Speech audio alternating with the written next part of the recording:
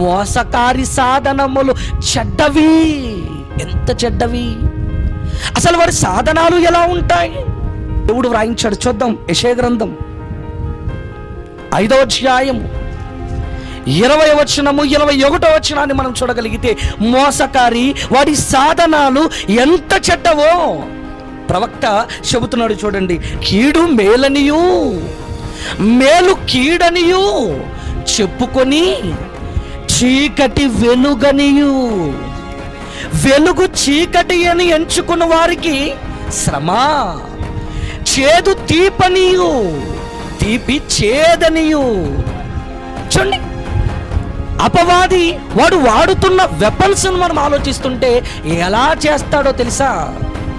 వాడు ఏ విధంగా వెపన్స్ను ప్రయోగిస్తున్నాడు అంటే, ఇదిగో కీడు, అది కీడది. ఆ కీడును మనిషికి ఎలా చూపిస్తున్నాడట?